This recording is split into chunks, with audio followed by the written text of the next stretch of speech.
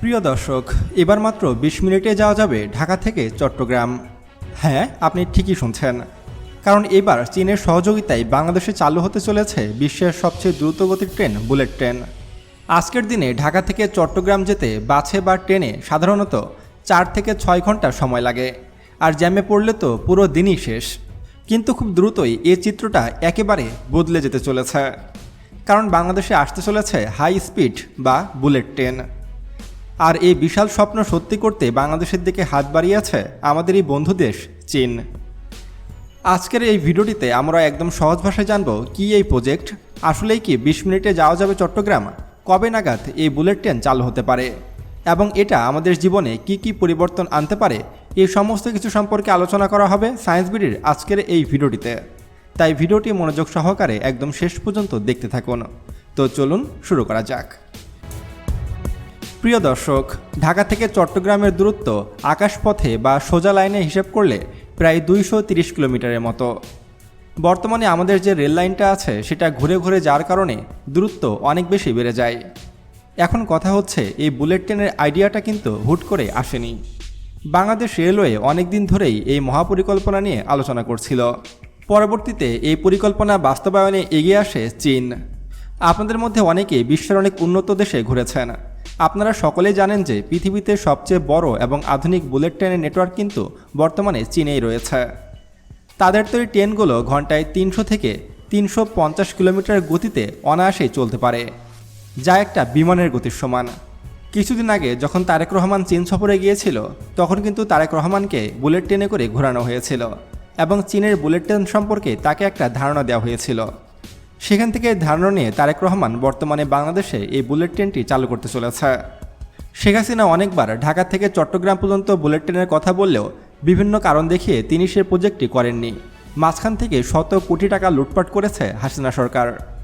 চট্টগ্রামের মাটি ভালো নয়, এখানে বুলেট ট্রেন যাবে না, এরকম একটি কথা বলে তিনি কিন্তু এই বুলেট ট্রেনের পরিকল্পনা বন্ধ করে দিয়েছিলেন এবং এই বুলেট ট্রেনের কাজও কিন্তু বন্ধ করে দিয়েছিলেন। কিন্তু মাঝখান থেকে শুধুমাত্র মাটি পরীক্ষার জন্যই শত কোটি টাকা লুটপাট করেছিল হাসিনা সরকার। এবার হাসিনার সেই বন্ধ ফাইল খুলতে চলেছে মাননীয় প্রধানমন্ত্রী তারেক রহমান। তারেক রহমানের এক চালে এখন ধরাশায়ী সব কিছু। চীন সরকারের সহায়তায় ইতোমধ্যেই কিন্তু এই রুটের একটি বড় সমীক্ষা বা ফিজিবিলিটি স্টাডি করা হয়েছে। তারা দেখিয়েছে যে সঠিক প্রযুক্তি ব্যবহার করলে ঢাকা থেকে কুমিল্লা হয়ে সরাসরি চট্টগ্রাম পর্যন্ত এমন একটি রেললাইন বানানো সম্ভব, যেখানে ট্রেনের গতি হবে ঘন্টায় ৩০০ থেকে ৩৫০ কিলোমিটার। সোশ্যাল মিডিয়ায় অনেকে দাবি করছে যে ঢাকা থেকে চট্টগ্রাম নাকি মাত্র ১৫ মিনিটে অথবা ২০ মিনিটে যাওয়া যাবে। আসলে কি এই ট্রেনের মাধ্যমে ১৫-২০ মিনিটে চট্টগ্রামে যাওয়া যাবে?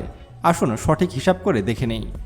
যদি বাংলাদেশের এই বুলেট ট্রেনের গতি হয় ঘন্টায় সর্বোচ্চ ৩০০ কিলোমিটার, আর এদিকে ঢাকা থেকে চট্টগ্রামের দূরত্ব ২৩০ কিলোমিটার, তাহলে ট্রেনটি যদি কোথাও না থামে তাহলে একটানে গেলে সেটা চট্টগ্রাম পৌঁছাতে সময় নেবে ৪৫ থেকে ৫০ মিনিট। কিন্তু সোশ্যাল মিডিয়ায় তো বলা হচ্ছে মাত্র ১৫-২০ মিনিটে নাকি চট্টগ্রামে চলে যাওয়া যাবে। আসলে এটা একটা ভুল ধারণা।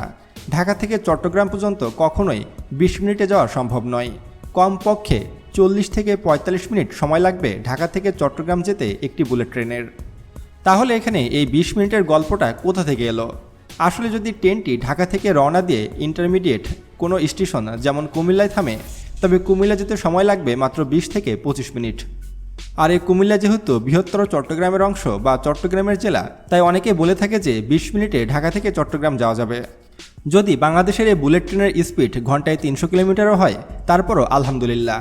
বর্তমানে ঢাকা থেকে চট্টগ্রাম যেতে সময় লাগে প্রায় ৫ থেকে ৬ ঘন্টা। কোনো কোনো ক্ষেত্রে জ্যামে পড়লে পুরো দিনই চলে যায়। সেখানে যদি মাত্র ৪০ থেকে ৪৫ মিনিটে চট্টগ্রামে পৌঁছানো যায়, সেটাও বা কম কিসের। এবার আসি এই বুলেট ট্রেনের রুটটা কেমন হবে সে বিষয়ে। আপনারা অনেকেই ভাবতে পারেন যে এত উচ্চগতির ট্রেন কি আমাদের দেশে চলা যে নর্মাল লাইন রয়েছে সেসব লাইনে চলবে? এর উত্তর হলো না। বুলেট ট্রেন কখনোই সাধারণ রেলের লাইনে চলবে না। এতে করে যে কোনো সময় দুর্ঘটনা ঘটতে পারে।